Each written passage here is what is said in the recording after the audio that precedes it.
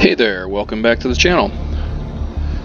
I was just watching a video with Spudknocker about his settings that he uses for performance, and I figured I'd look at my settings. These are the settings that I'm using at the moment for the videos I've been putting out, and a lot of people have complimented the fact that, you know, they looked really good. This is pretty much what I'm using, and I'm not using like a high-end capture card or anything. I'm literally using the game capture that's built into Windows 10 to pull this off, and a $10 microphone from Walmart, to be honest. I had a headset. It was a cheaper Logitech one, and the microphone would like go in and out on me, and it was really lame. But anyway, I wanted to share this because with these settings, I'm getting really good performance. But I noticed that in his settings, he had shadows off. So I'm going to try that. Heat blur was off. I have it on low. I'm going to drop those. He had the grass clutter to somewhere around some random number of 1380 or something. I'm going to go 1300. Tree visibility was 100%. I'm going to go down to about, let's say 80%, because his videos look really good too. Preload radius is down, and I've heard that has a lot to do with multiplayer stuff. I do a lot of single player more than anything, so I'm not going to sweat that. And the gamma was really down on his too, so I'm going to drop that. He used SSAA, where I used MSAA. So I'm going to try something different. I'm going to go to off.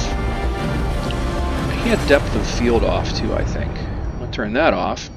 Dirt and flare, and he had flare. Motion blur off, and I'm going to go SSAA and see what that does for me.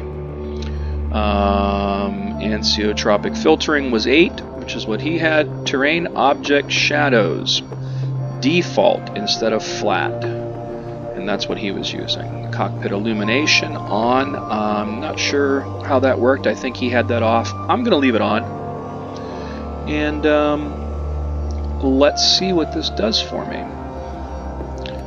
Jump into instant action. Let's do the KA-50 over the pretty Persian Gulf map. And let's see what kind of results we get. I'm running on an Acer 27-inch 1080p monitor that supports 144 Hz refresh rate via a DisplayPort cable. My specs is a RTX 2060 video card, a i5 9600K processor, really nice Asus, I think it's a Z390 motherboard with 16 gigabytes of DDR4 3000. Running this off of an SSD, I believe it's a 1 terabyte Western Digital. And then I'm using a Warthog stick with a TWCS throttle and the T-Flight rudder pedals, which I just tossed a review up on my website today, Wargame Guru. Here we go. Let's see what kind of results we get.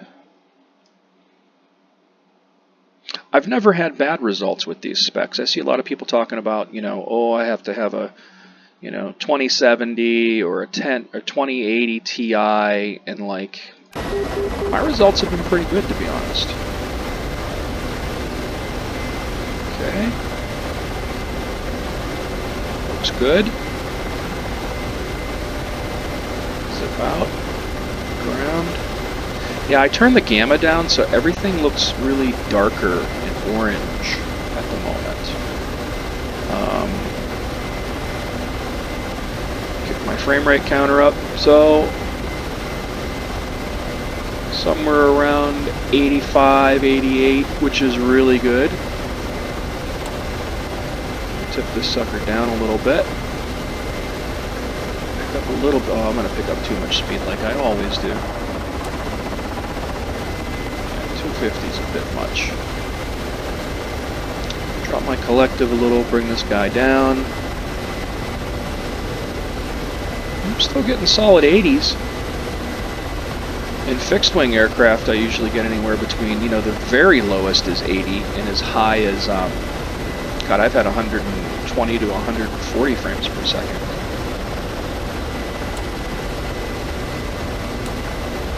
I'm going to drop this collective a little more. Get down a little lower and see what we got going on. Picking up way too much speed, though. 280 is usually bad news. That's where like things usually snap off. But again, I think everything looks great. Maybe even better than what it was. Yeah, things look a little more crisp now, I think. Very cool. Now I'm hitting around 120, 116 frames per second. As I move back up into the sky, hitting 80 to 90. Again, very, very effective, very efficient frames. Nothing to complain about. Everything seems very smooth. And things look freaking amazing. Yeah, I really can't complain. Let me just point this sucker in the right direction a little more. There we go. Wow. Although I'm going way too low.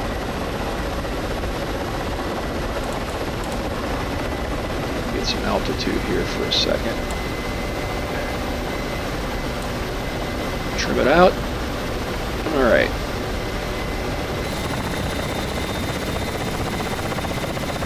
Not bad. I better lift up though. And watch where the hell I'm going with all these buildings. But again, I think it looks great. And I don't think it's worse than what I had before. I think I might have actually made it nicer looking. Oh, come on, why am I losing it here? Too fast. Almost. 250, 260 is safe, but...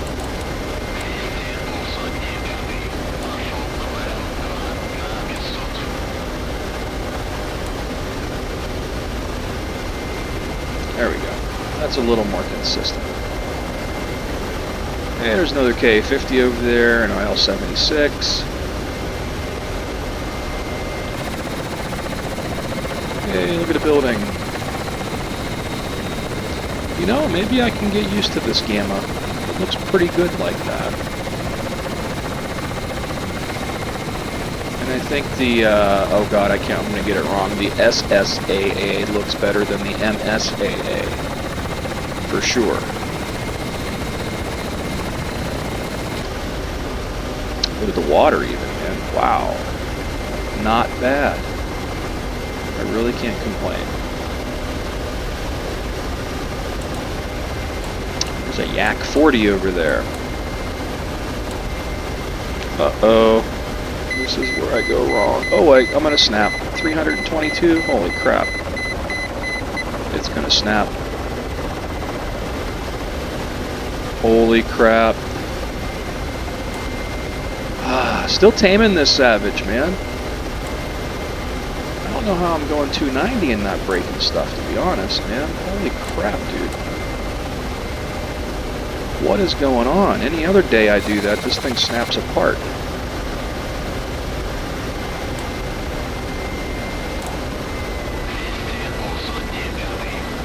Oh, there we go again, me picking up crazy speed.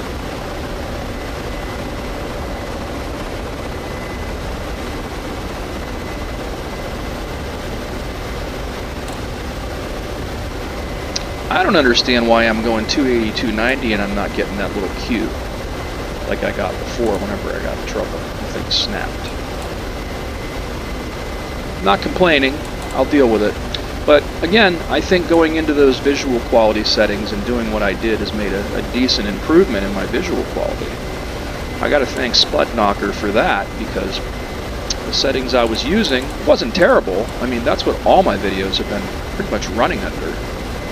Up until today that I watched that video of his and I was like, ah, see what this guy's doing. His stuff looks really nice all the time. So definitely a shout out to Spudknocker for his video, because that was really awesome and really helpful. And I'm going to jump out of here. I didn't want to sit here and make a long video. It's about 10 minutes already. But I really hope you enjoyed the video. Please subscribe to the channel if you like what's going on. And until next time.